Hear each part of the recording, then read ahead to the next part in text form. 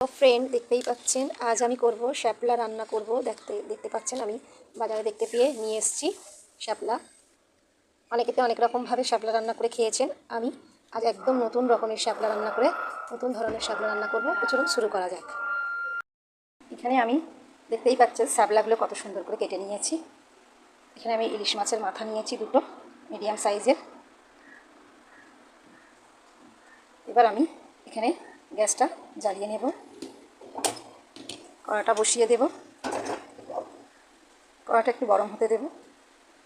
ততক্ষণ আমি মাছের মধ্যে নুন, পরিমাণ মতো নুন, হলুদ, একটু লঙ্কার গুঁড়ো দিয়ে খুব ভালো করে মাছের মাথাটা আমি মাখিয়ে নেব।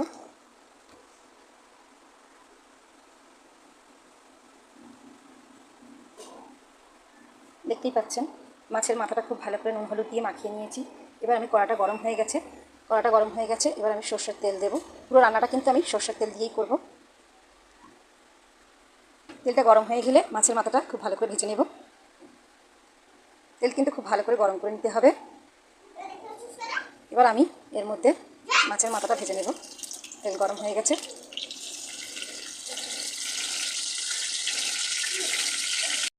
মাথাটা দেখতেই পাচ্ছেন আমি কীভাবে উল্টে নিয়েছি।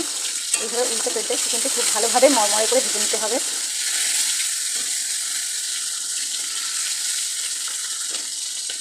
এইভাবে সব দিকগুলো আমি মাছটাকে একদম ভেজে মরমরে করে নেব। বন্ধুরা, আমার মাছগুলো খুব সুন্দর করে ভাজা হয়ে গেছে, মাথাগুলো। এবার আমি এগুলো তুলে নেব।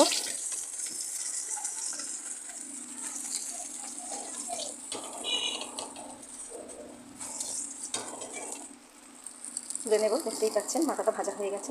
আবার আমি ওই তেলে এর মধ্যে একটা তেজপাতা, একটা ডালচিনি, একটা এলাচ দিয়ে দেব। এর মধ্যে পেঁয়াজ কুচি দিয়ে দেবো। চুলোর আঁচটা একটু কমিয়ে দেব। ওই তেলেই কিন্তু আমি এগুলো ভেজে নেব। পেঁয়াজটা খুব ভালো করে ভেজে নেব।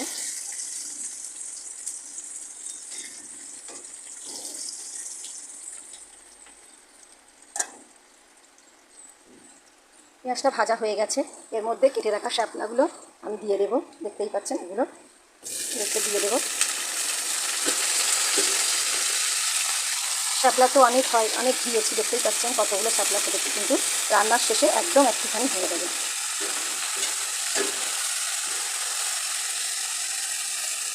এবার আমি এর মধ্যে 1 চামচ পরিমাণ মতো নুন দিয়ে দেব। দিয়ে এটাকে ঢাকা দিয়ে রেখে দেব। এর মধ্যে আমি ঢাকনাটা লাগিয়ে দেব। খুলে দেখব কতটা সিদ্ধ হয়েছে। এই শ্যাপলা থেকে বন্ধুরা কিন্তু অনেক জল বের হয় সিদ্ধ হওয়ার জন্য। দেখতেই পাচ্ছেন কতটা জল বেরিয়েছে।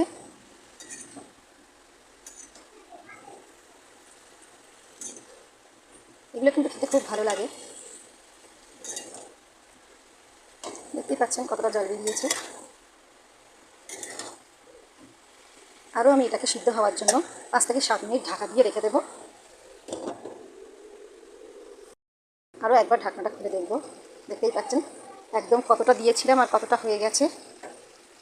সিদ্ধ হয়ে গিয়ে জল বেরিয়ে গেছে না, গিয়ে একদম কমে গেছে। আরও যত এটাকে কষবো আরও একদম কমে যাবে।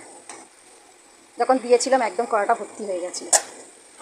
আমি এর মধ্যে হলুদ দিয়ে দেব, লাল লঙ্কার গুঁড়ো দিয়ে দেব। যে যেমন ঝাল খায় সেই বুঝেই ঝাল দেবে। আমি তো ঝাল অত খেতে পারি না, আমি কমই দেবো। 1 চামচ আদা ও রসুন বাটা দিয়ে দেবো। 1 চামচ হলুদ গুঁড়ো দিয়ে, জিরে মরিচ গুঁড়ো দিয়ে দেবো।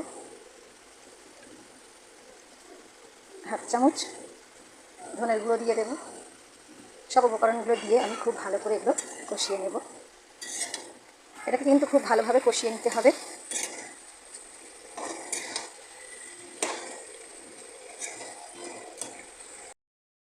কিন্তু এটাকে কিন্তু খুব ভালোভাবে কষাতে হবে। যত বেশি কষিয়ে নেবে এর সিদ্ধটাও হবে, এর মধ্যে যা পানিগুলো এর মধ্যে আছে রস সেগুলো সব বেরিয়ে যাবে, তবেই কিন্তু খেতে ভালো লাগবে।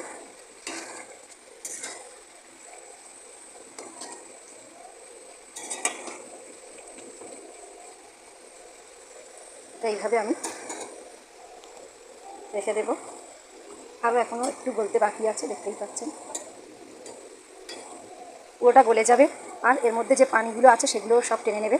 তবেই আমি তাই এই পর্যন্ত যতক্ষণ না পানিটা টেনে যাচ্ছে ততক্ষণ আমি এইভাবে কষিয়ে নেব। বন্ধুরা, তোমাদের যদি ভালো লাগে আমাকে কিন্তু কমেন্ট করে জানাবেন, একটা লাইক করবেন, শেয়ার করবেন প্লিজ। আশা করছি তোমাদের পুরো ভিডিওটাও ভালো লাগবে, রেসিপিটা দেখবেন।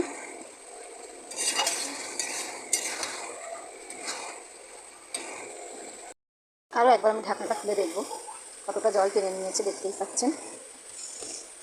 এবার আমি এটাকে দেখতেই পাচ্ছেন কতটা জল কমে গেছে। এটা ঢাকা দিয়ে দিয়ে রান্নাটা করলে না জলটা তাড়াতাড়ি কমে যাবে, শুকিয়ে যাবে জলটা, দেখতেই পাচ্ছেন।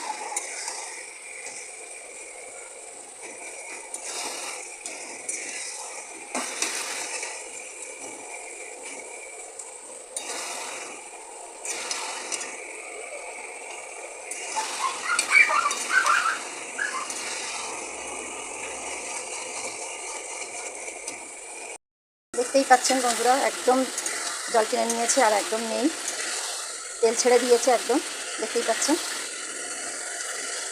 এবার আমি এর মধ্যে ভেজে রাখা মাছের মাথা দিয়ে দেবো, একটু ভেঙে ভেঙে দিয়ে দেবো।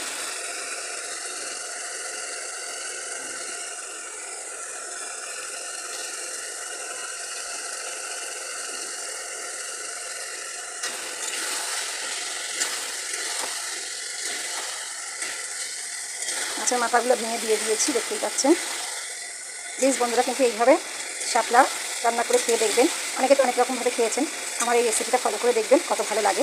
একদম গরম ভাতের সঙ্গে তো এক থালা ভাত মিশে খেয়ে নেওয়া যাবে। আমার তো খুব দারুণ লাগে, তোমাদেরও ভালো লাগবে আশা করছি। তো রেসিপিটা সেম আমার মতন করেই এইভাবে করবেন, ভিডিওটা ফলো করে এইভাবে করবেন, দেখবেন কতটা সুন্দর লাগে।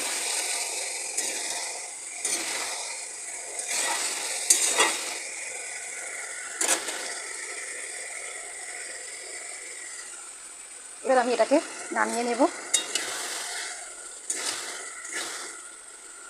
এটা কিন্তু এখনও রান্না কমপ্লিট হয়নি, আমি এটা বাকার দেবো 5 ফোড়ন আর শুকনো লঙ্কা দিয়ে।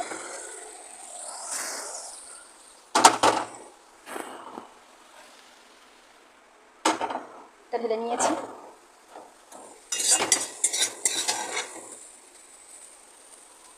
এবার এর মধ্যে আমি 1 চামচ ঘি দেব, 1 চামচ ঘি দেব, একটা শুকনো লঙ্কা দেব, আর এখানে 5 ফোড়ন রেখেছিলাম সেটা দিয়ে দেবো। এটা খুব ভালো করে ভেজে নিতে হবে।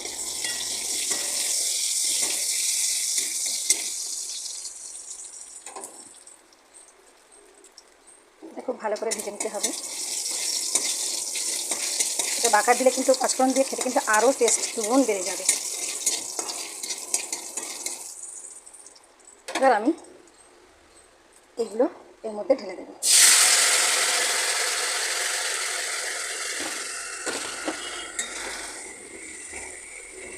দেখবেন বন্ধুরা কত সুন্দর খেতে লাগে। এটা আমি এখনও 2 মিনিট খুব ভালোভাবে কষিয়ে নেব। দেখতেই পাচ্ছেন আমি কষিয়ে নিয়েছি, আর এর মধ্যে একদম পানি কিংবা জল কিছুই নেই, সব টেনে দিয়েছে, কষা একদম গাঢ় তেল ছেড়ে দিয়েছে, দেখতেই পাচ্ছেন। এবার আমি এর মধ্যে অল্প পরিমাণে সামান্য চিনি দেব।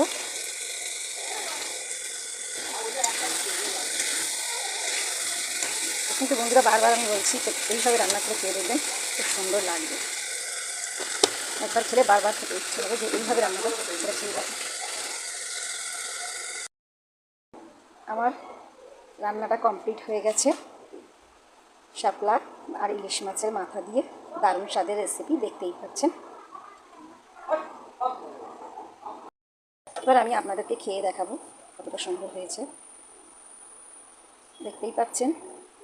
এত সুন্দর, মানে কি বলবো, দারুণ হয়েছে। বন্ধুরা প্লিজ কিন্তু এইভাবে আপনারা বানিয়ে খেয়ে দেখবেন। টাটা বাই বাই, দেখা হচ্ছে নেক্সট কোনো রেসিপি নিয়ে।